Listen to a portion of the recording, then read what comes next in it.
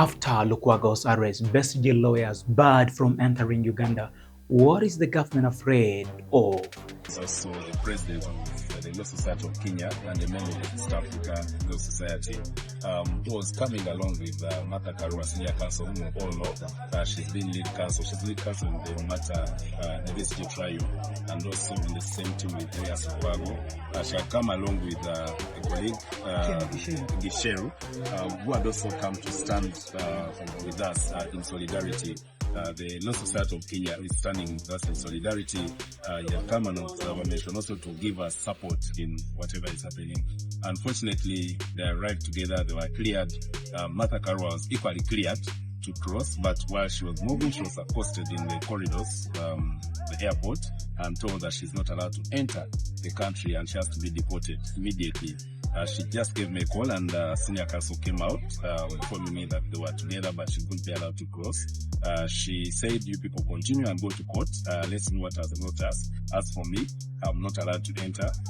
She was not given any reason as to why she cannot enter the country. She was not told. She tried to ask for the reason.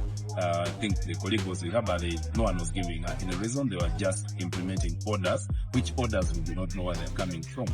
Right now, we've not gotten information on whether she has already been deported or not, but the information we came with from the airport was that she can't cross and she has to be deported back to Kenya, which is really absurd. And Ladies and gentlemen, tonight we begin with a shocking development that is sending political shockwaves across Uganda and East Africa.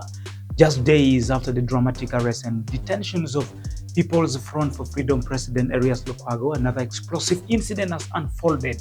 This time, the person at the center of the controversy is not a politician, not an activist, but East African prominent lawyers, Martha Karua.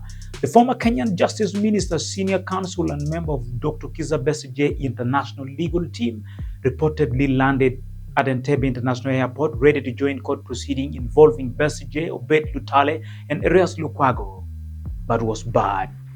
Tonight, Uganda political and legal landscape has once again been thrust into the spotlight after a dramatic development involving Martha Karua, former Minister of Justice in Kenya. According to report from Daily Monitor and statement issued by legal bodies, Martha Karua was denied entry in Uganda through Entebbe International Airport today, despite traveling to join the legal defense team representing Dr. Kizza Besigye. This development comes at a highly sensitive political moment. It follows the recent arrest and detentions of Erias Lukwago, who is facing charges related to misprisions of treason, while Dr. Besigye and Lutale are also facing related charges in the court of Uganda. The timing of Karua denial of entry has raised serious questions across Uganda and Kenya and Africa at large. I would ask senior counsel to also speak to you about the nation before the country. The lawyers in all the East African countries are part of the East African Law Society. I'm a member of the council, and the East African Law Society, one of its jobs is to ensure that all the member countries are complying with their obligations under the East African Community Treaty, and they are securing rule of law, and also to ensure that the welfare of lawyers in East Africa is upheld. So we have had several concerns about the targeting of lawyers who are representing their clients in high-stakes litigation. One of the Kenyan lawyers, as we've had, Martha Karua, senior counsel, is part of the team, the legal team that is representing Kizza Besigye in the ongoing treason trial. She has faced several challenges, including not being allowed into the country today. And she was coming to witness and observe the criminal process that is now being undertaken against her counterpart, lead counsel in the same case, Erias Lukwago. And this is a big concern to lawyers in East Africa, including in Kenya and in the other countries, Tanzania, Rwanda, Burundi, etc. And that is why we have this observer mission to see what is happening.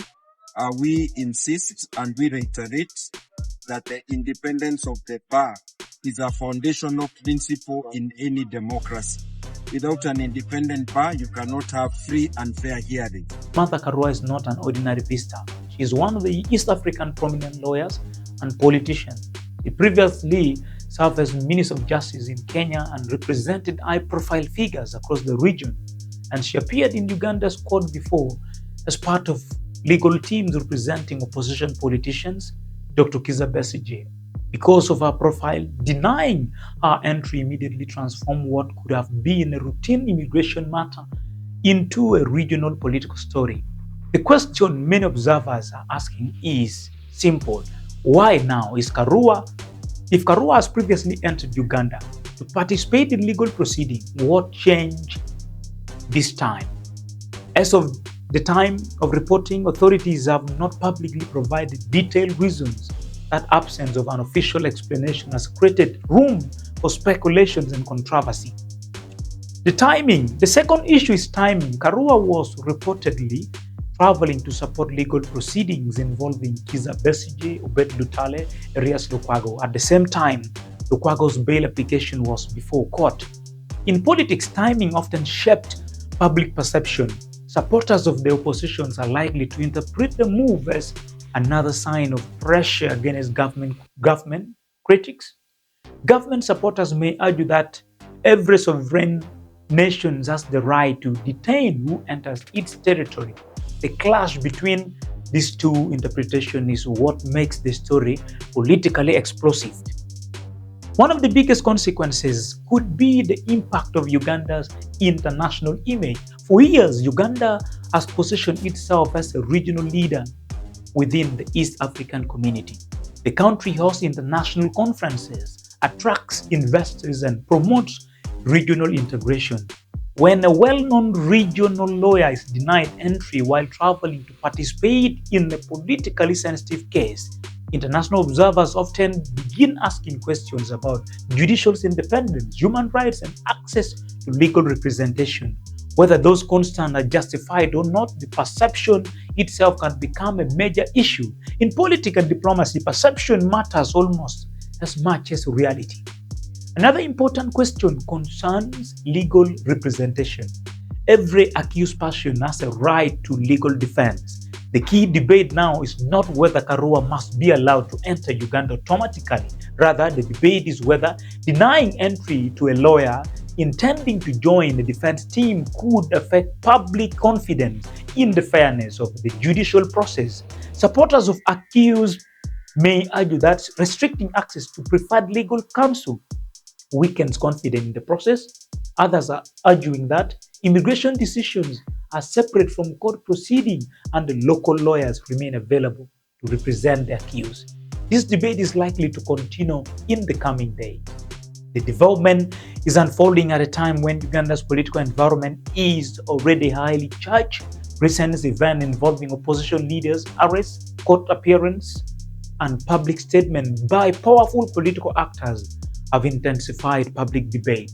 As a result, any major legal and political development is immediately viewed through a broader political lens. For many Ugandans, the question is no longer just about the lawyer being denied entry. The bigger question is, what direction is Uganda's political and democratic journey taking as the country moves toward future electoral contest? The issue may also affect relations between legal institutions across East Africa. Uganda Law Society and Law Society of Kenya have historically cooperated on matters involving justice, legal reforms, and human rights. When prominent members of the legal fraternity encounter restrictions while traveling for professional purposes, legal organizations often respond strongly. This means the matter could move beyond domestic politics and become a regional legal decision. As the controversy grows, Ugandans will be watching closely for answers from immigration authorities and other government institutions. Was Martha Karua denied entry because of a specific legal or security concern? Was there any administrative issue, or is this a decision that will further fuel political interference in opposition-related cases? The denial of entry of one of the East African most recognized lawyers has transformed an ordinary airport incident into a major political and legal story. These coming days will determine whether this become a short-lived controversy or defining moment of ongoing debate about justice, democracy, political freedoms in Uganda? What do you think? Was Uganda within its sovereign right to deny entry to Martha Karua, or should regional lawyers be allowed to participate freely in legal proceedings across East Africa? Leave your views in the comments, subscribe for more political analysis, and stay tuned for the latest development. At this time, in the report, public recording indicated that reasons for denying Martha Karua entry had not yet been officially explained. Any analysis should distinguish between confirmed fact and opinion. Thank you so much for watching. I am Tekwo Wilfred.